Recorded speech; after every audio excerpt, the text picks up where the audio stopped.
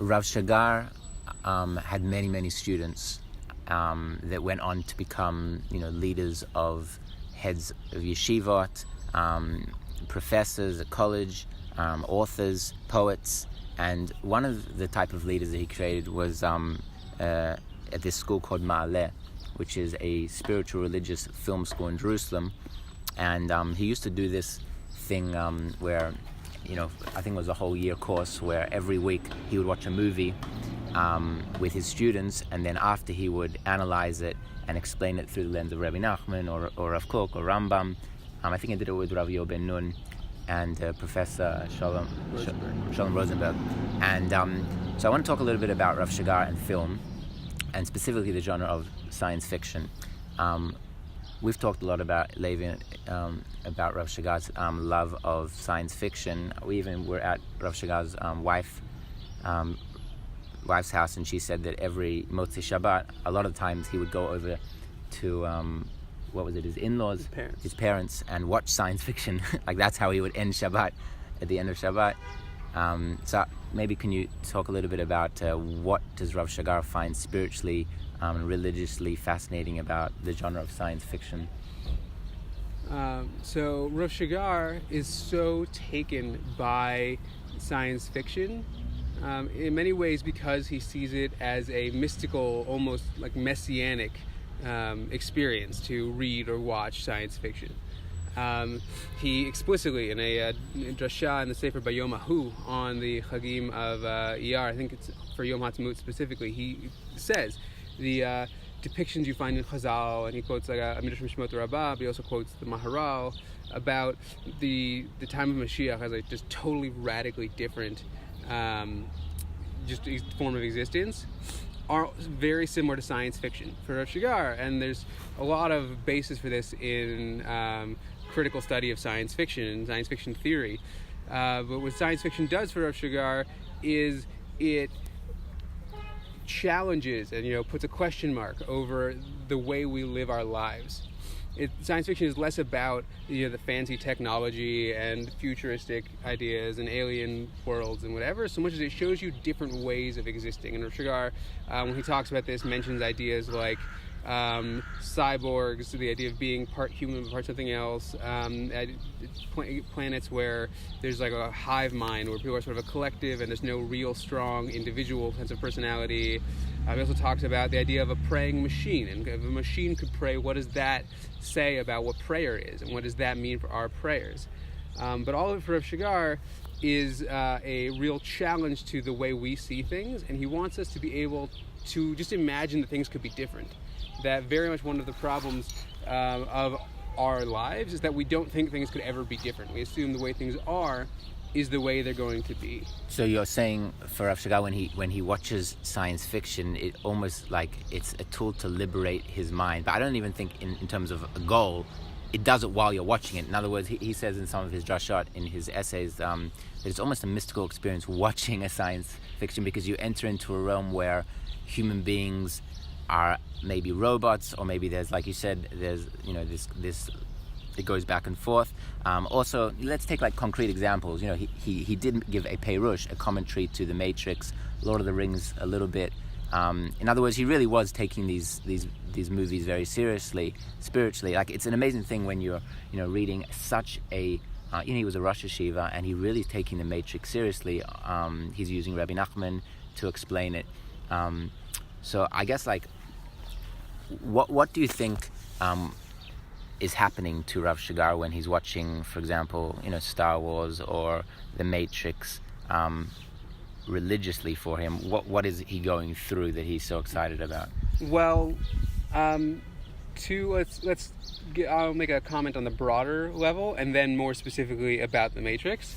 On a broader level, when he talks about like his theory of science fiction, there's an essay in the Maggid volume on that in English, and he's talking about it in context of mysticism. Science fiction, the way it challenges the categories of our existence, is a gateway to mysticism. It might be considered similar to the negative theology of the Rambam, where you have to do away with and sort of challenge all of the ways we speak about God, which many have understood as being connected to the sort of mysticism you find in Rambam's son, who was very connected to the Sufi movement. Thought there was a lot of sort of true aspects of Judaism in Sufi mysticism. So for Rav Shagar, the challenging of the way we think about the world, but also Judaism, is very important in terms of moving towards a mystical understanding of Judaism. To give a specific example, there's an essay in the Hebrew volume She'erit Emunah, Drasha, where he talks about the Matrix. And he is about the Mashiach Shel HaMatrix, the Messiah of the Matrix, who is depicted as a hacker. So what could it mean if Mashiach is a hacker? And he talks about how we often think of Mashiach as a time when the world will be totally recreated, and the Mashiach will somehow be involved in this process of totally recreating the world. But instead, the Matrix proposes this possibility, and Rav Shagar finds this after seen the Matrix. He finds this in the story of Rabbi Nachman about the man in Maseh Bitachon, the Ish Hana'eh Hazeh, the simple, pleasant man who can always solve any problem that comes to him. He can fix anything, but he can't make anything new. And that's what Rav Shagar sees as the Mashiach isn't someone who's going to make a whole new world, but someone who can just deal with problems as they come.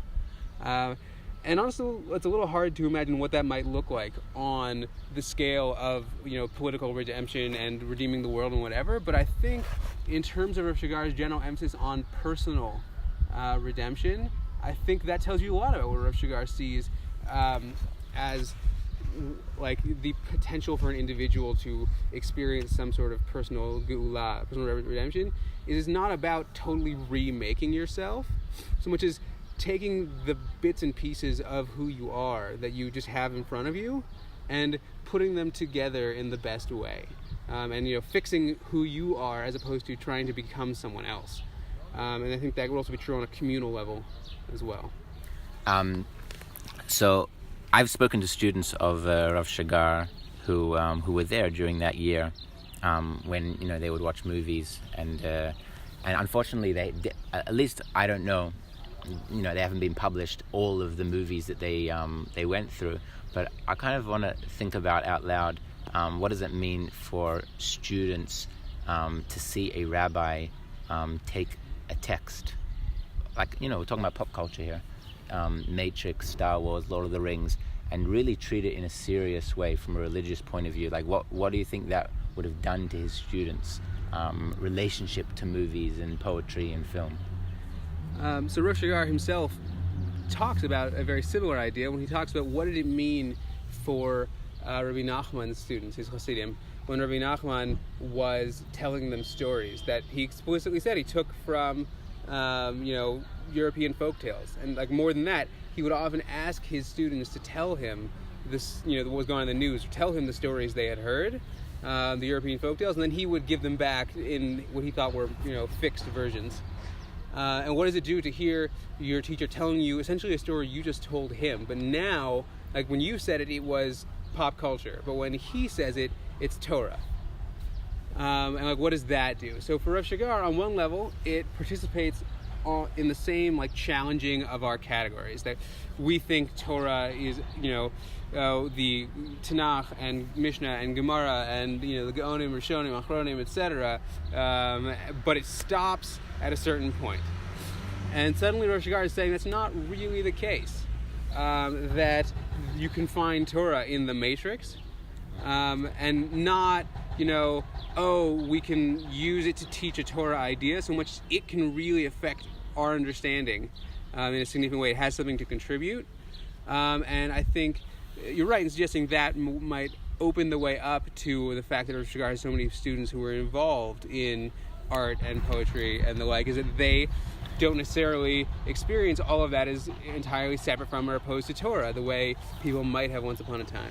I had this one professor at Michael Herzog in my master's program, and I remember he was teaching us. The course was called Kol Noah B'toch Beit Midrash, cinema within the Beit Midrash. And I remember talking to him about Rav Shagar once he told me that he was a student of his, and he said up until he learnt with Rav Shagar, he always felt like his love of film was something separate to his search for meaning and spirituality and Torah. And he said Rav Shagar was the first one to really make him feel like talking about movies, watching movies was itself a religious experience. And eventually, he would go on to make films and become a professor at Ma'aleh. So I think that's an amazing thing, to think about how a spiritual teacher, a rabbi, just by giving legitimacy, but it can't be in order to affect them. Like, really, Rav Shagar was actually fascinated by these movies, what it does to the students, and in that way it's kind of like Rav Shagar served as a role model for what we could become. If you're really looking at film not just as a tool to teach a Torah idea, but because it's actually a deep experience, so then that does really affect people's perception of pop culture. It becomes something deeper, and I think that's something very unique that we haven't seen many rabbis do, and Rav Shagar should be credited for doing that.